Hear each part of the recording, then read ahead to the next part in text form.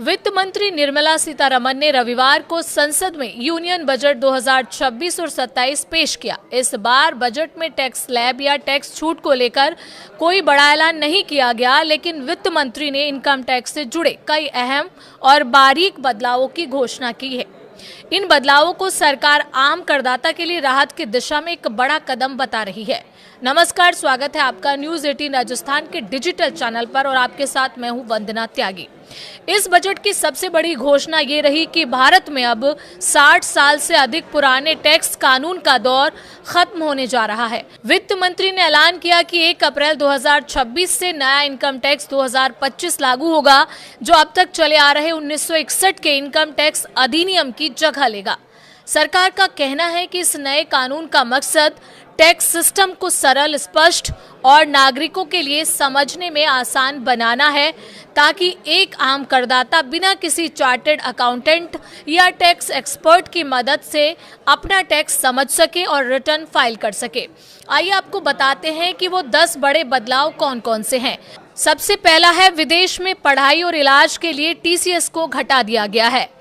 Liberalise remittance scheme यानी कि LRS के तहत शिक्षा और मेडिकल खर्च के लिए भेजी जाने वाली रकम पर TCS 5% से घटाकर 2% कर दिया गया है। ये राहत 1 अप्रैल 2026 से लागू होगी। और दूसरा बदलाव है, बिलेटेड रिटर्न वालों को संशोधन का ज्यादा वक्त। रिवाइज रिटर्न फाइल करने की समय सीमा 9 महीने से बढ़ाकर 12 महीने कर दी गई है। हालांकि बिलेटेड रिटर्न की डेडलाइन पहले जैसी ही रहेगी। इक्विटी फ्यूचर्स और ऑप्शन पर SST बढ़ा। इक्विटी फ्यूचर्स पर SST 0.02% से बढ़ाकर 0.05% और ऑप्शंस पर 0.1% से बढ़ाकर 0.15% हो गया है, जिससे F&O ट्रेडिंग महंगी होगी।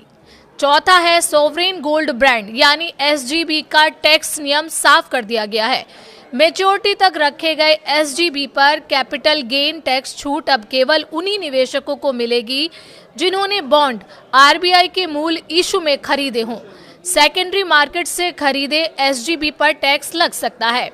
और पांचवा बदलाव है, शेयर बायबैक पर फिर कैपिटल गेन टैक्स। बजट 2026 में शेयर बायबैक पर कैपिटल गेन टैक्स बहाल किया गया है। अब निवेशकों को केवल नेट प्रॉफिट पर टैक्स देना होगा, जिससे लंबी अवधि के निवेशकों को राहत मिलेगी। और छठा बदलाव है, 6 महीने की विदेशी संपत्ति डिस्क्लोजर स्कीम। एक बार की 6 महीने की स्कीम लाई गई है, जिसमें टैक्स पेयर बिना मुकदमे में विदेशी आय या संपत्ति घोषित कर सकते हैं। छोटे टैक्स पेयर, सैलरीड लोग, छात्र और NRI इसके दायरे में है। और 7वां बदलाव है, ITR डेडलाइन पर स्पष्टता। ITR-I और ITR-2 की डेडलाइन 31 जुलाई ही रहेगी। नॉन ऑडिट मामलों में 31 अगस्त तक रिटर्न फाइल किया जा सकेगा। रिवाइज्ड रिटर्न 31 मार्च तक मामूली चार्ज के साथ दाखिल होगी। और 8वां बदलाव है, छोटे टैक्स पेयर्स को बड़ी राहत। अब छोटे टैक्स पेयर ऑटोमेटेड सिस्टम के जरिए लोअर या नील TDS सर्टिफिकेट ले सकेंगे। साथ ही फॉर्म 15G और 15H सीधे डिपोजिटरी के जरिए कंपनियों तक पहुंचेगा। और 9वां बदलाव है, क्रिप्टो न बताने पर सख्त जुर्माना।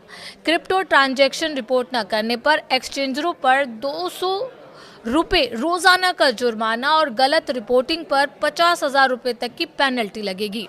और 10वां बदलाव है, NRI से प्रॉपर्टी खरीदना अब आसान होगा। रेजिडेंट खरीदारों को अब NRI से प्रॉपर्टी खरीदते समय टैन लेने की जरूरत नहीं होगी। पैन के जरिए ही TDS कटौती संभव होगी, जिससे प्रक्रिया तेज और आसान होगी।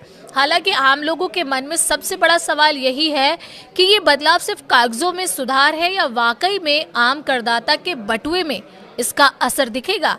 क्या टैक्स सिस्टम आसान होने से झंझट कम होगा या नियमों के नए स्वरूप से करदाताओं की चिंता बढ़ेगी? आपको क्या लगता है, ये बदलाव वाकई में ही आम आदमी के जीवन में कोई बदलाव लाने वाले हैं? आप अपनी राय कमेंट के जरिए हमें बता सकते हैं।